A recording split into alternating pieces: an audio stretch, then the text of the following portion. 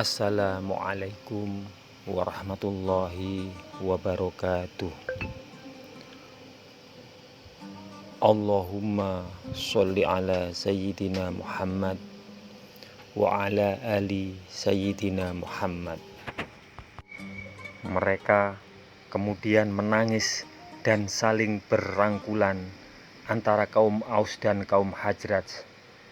Kemudian meninggalkan tempat bersama Rasulullah Shallallahu Alaihi Wasallam dengan penuh ketaatan. Allah telah memadamkan dari mereka tipu daya musuh Allah, Ibnu Qais. Itulah apa yang dilakukan dan diupayakan oleh Yahudi untuk menimbulkan keresahan dan permusuhan di tengah-tengah kaum muslim dan menghalangi jalan dakwah Islam. Dalam hal ini, mereka memiliki berbagai program. Mereka menebarkan berbagai isu, beriman pada pagi hari dan kufur di sore harinya untuk menanamkan benih-benih keraguan di dalam hati kaum yang lemah. Mereka mempersempit jalan-jalan kehidupan terhadap orang yang memiliki hubungan keuangan dengan mereka.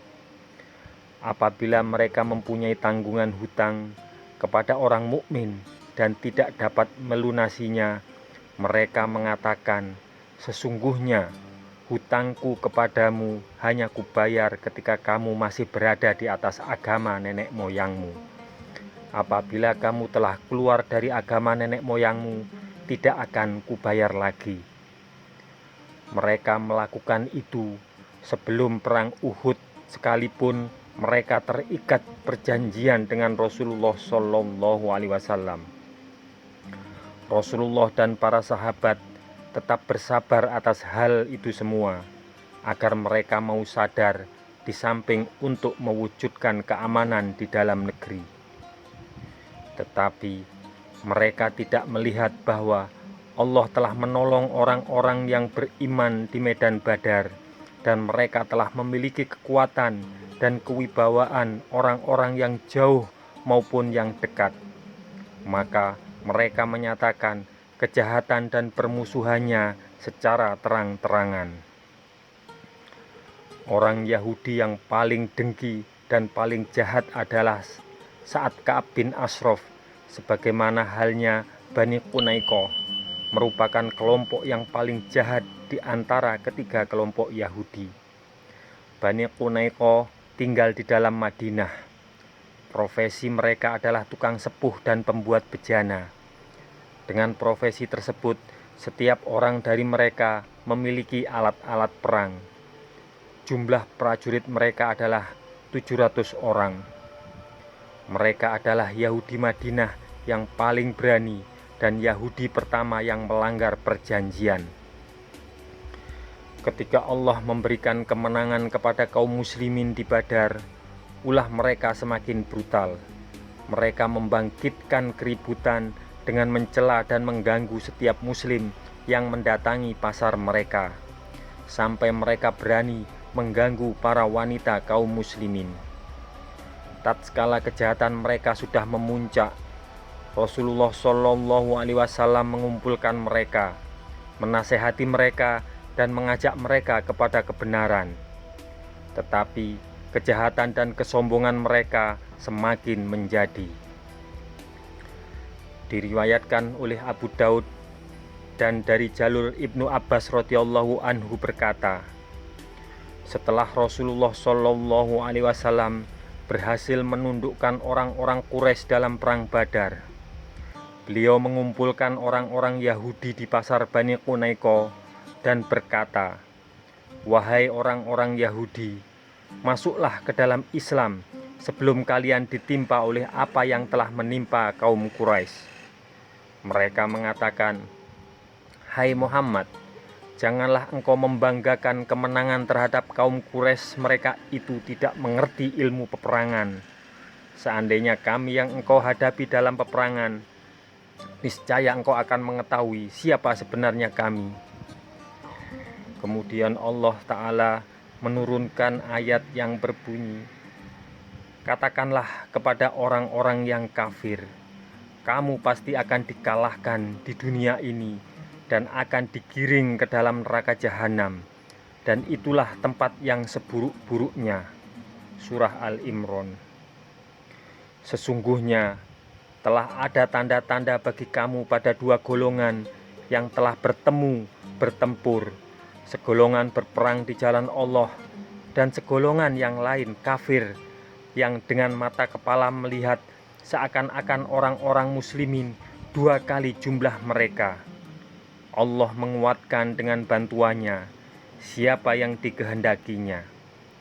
Sesungguhnya pada yang demikian itu terdapat pelajaran bagi orang-orang yang mempunyai mata hati. Surah Al-Imran. Makna jawaban dari Bani Qunaiqah itu merupakan pernyataan terbuka untuk berperang.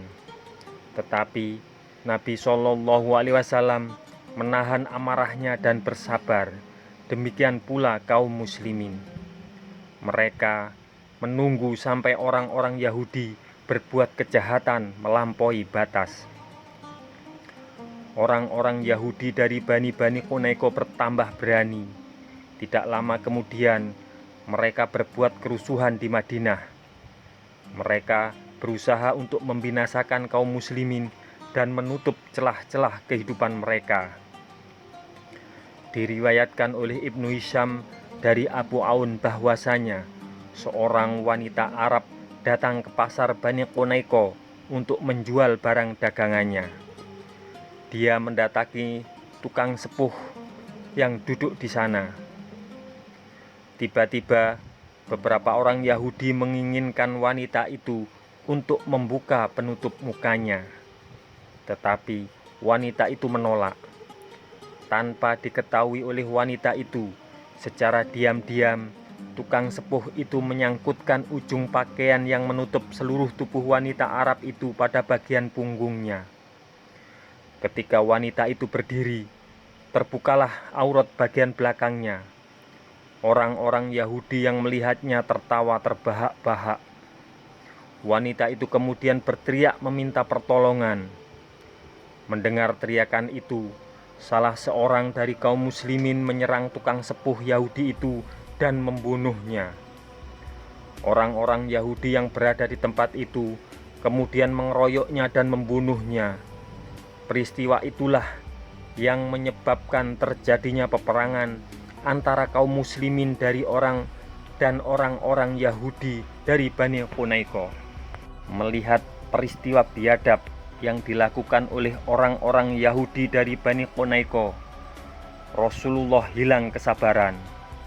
Beliau menyerahkan urusan Madinah kepada Abu Lubabah bin Abdul Munzir, menyerahkan bendera kaum muslimin kepada Hamzah bin Abdul Muthalib, dan bersama tentara Allah beliau berangkat menuju Bani Qunaiqah.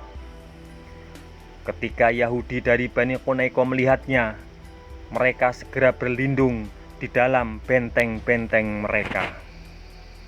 Semoga kisah ini bermanfaat untuk kita semua.